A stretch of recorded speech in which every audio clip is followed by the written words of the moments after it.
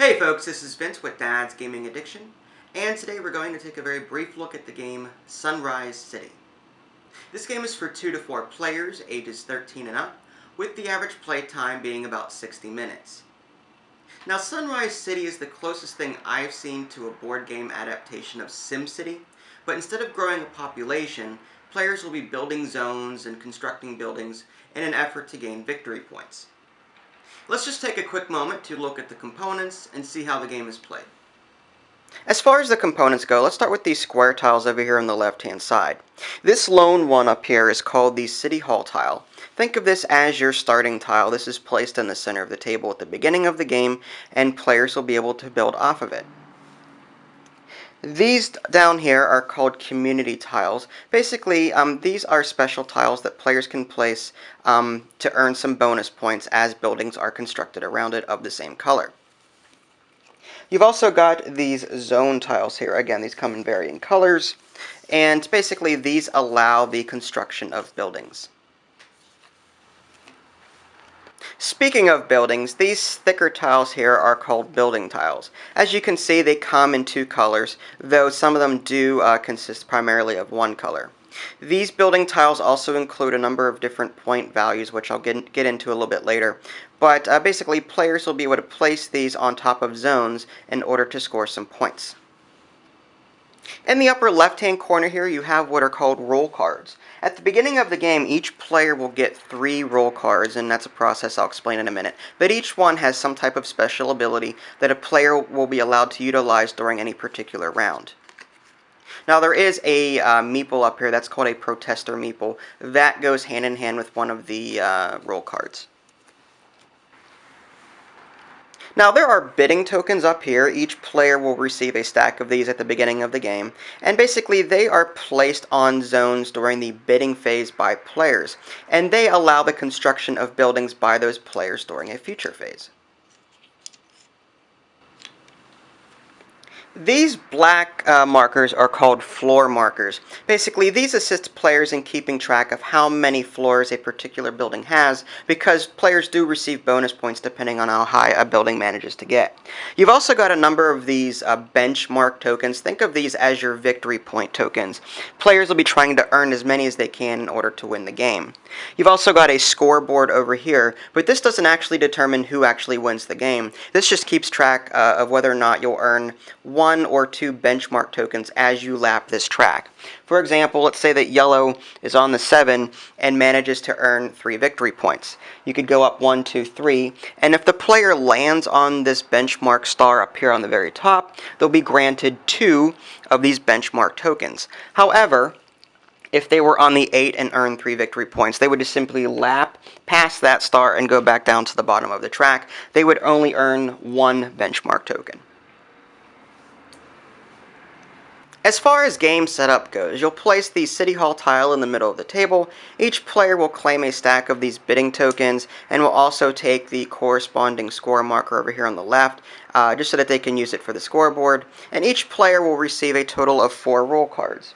Players will take a look at these roll cards, choose one, place it face down in front of them, and pass the rest off to the next player. And this will continue until each player has a total of 3 roll cards. The unused ones are put back into the box. Sunrise City is played over a total of 3 rounds, with each round consisting of 4 phases. During the first phase, or the preparation phase, players are dealt 4 of these building tiles and 4 of these zoning tiles.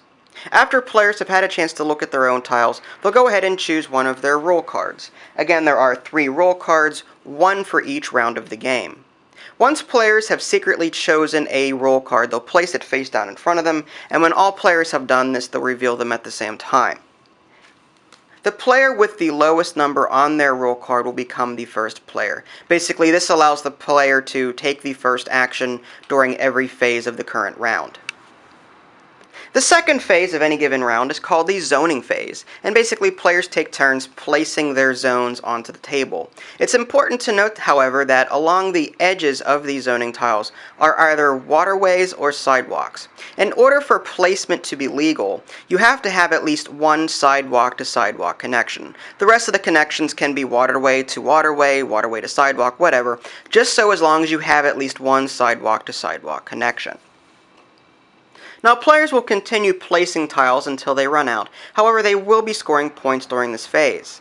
Anytime you have two tiles next to each other like this that are adjacent and of the same color, those form a district. And anytime a player creates a district or builds off of a district, they'll earn some points. A player earns 1 point for every matching tile of the same color that is adjacent to the one that they just placed.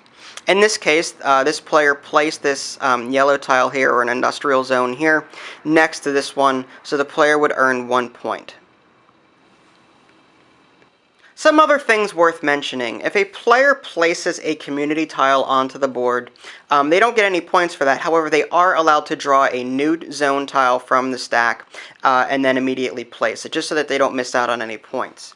You've also got these purple zones up here. These are sort of like wild cards. You don't earn any points for them. However, they will play a part during building construction later on. Now, during the second and third rounds of the game, there's actually an extra step that is involved with this process. At the beginning of the phase, the first player will pick a direction: west, north, east, or south. And players must observe the construction of zones within that particular direction. This is just to prevent players from creating their own mini cities, i.e. a player 1 building zones over here, player 2 building zones up here, player 3 building zones over here, and so on and so forth. The third phase of a round is called the bidding phase, and here, beginning with the first player, they'll be placing one bidding token at a time onto the available zones. They don't place them onto the community tiles. Now, whenever they do this, they'll just simply place their bidding token right on top of the zone, and players will continue in turn doing so. Now, if they want to try and wrestle a zone away from another player, they just simply place their token right on top of it. And this can actually continue for a while if you let it happen. And the player that has their token on top at the end of this round will actually gain control of that zone. Now, a player can lock in a zone by doubling up their tokens. A player that does so will actually lock in that zone, and no one else will be able to take it away from them by placing a bidding token on top of it. At the end of the bidding round, players will take back any tokens that belong to them underneath the topmost token on any particular tile. In this case, blue has won this particular zone, so everything underneath it will be returned to their respective owners.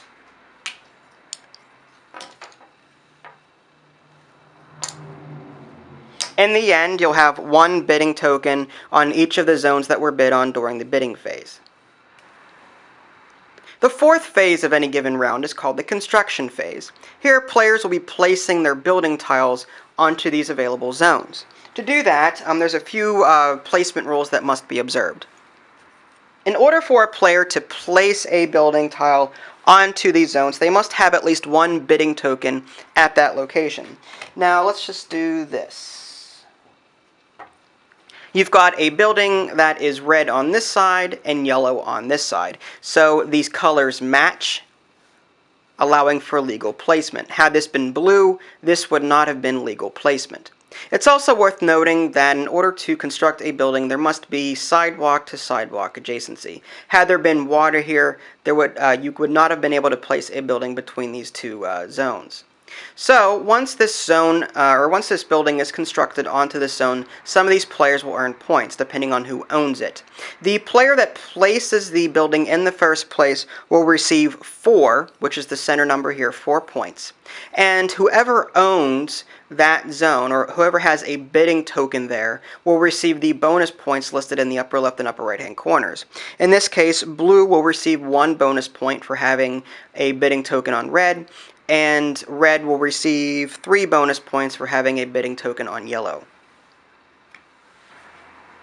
Now, it's also worth mentioning that during this phase, community tiles will earn players some points. If a player manages to construct a building of the same color within a, well, 1 block radius, so to speak, around the community tile, the player will earn 1 point per segment. In this case, there's one segment here, and that borders this, so the player that placed this building would earn an additional point. Had there been a building placed here between these two tiles, or these two zones, the player would instead earn 2 points. Building tiles can be stacked to make the building taller, and that can actually score players some points. Let's assume for the moment that this player decides to place a building here. Points are awarded appropriately. Now, if you'll notice, there is a blue zone here and a purple zone there. Again, purple is wild, so that's very important to note. So this player can place the red building on top of the purple. Points are awarded appropriately. And let's just say that down the line, a player places another building right on top of it. In this case, you have a red and a purple. Now, red matches with red, and purple, again, is wild and will go with anything. So you could do that.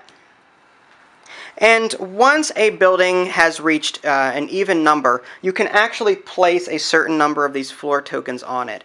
Players score points for the 3rd floor, 5th floor, 7th floor, 9th floor, and so on and so forth. And just to keep track, whenever you get to an even numbered floor, you can place a certain number of these floor markers on top of it, just to remind players that players can score points if another floor is added in a future phase or during the next part of the turn. And that's pretty much all there is to it. Again, this game plays over a series of 3 rounds. Players will play a round, observe the 4 phases, start a new round, observe the 4 phases, and so on and so forth. And the player with the most benchmark tokens at the end of the game will win. And there you have it. That's just a very quick look at the game Sunrise City. You can check out my review at www.dadsgamingaddiction.com, or you can click on the link in the below description. That'll take you there as well. This is Vince, thanks for watching, and I'll catch you next time.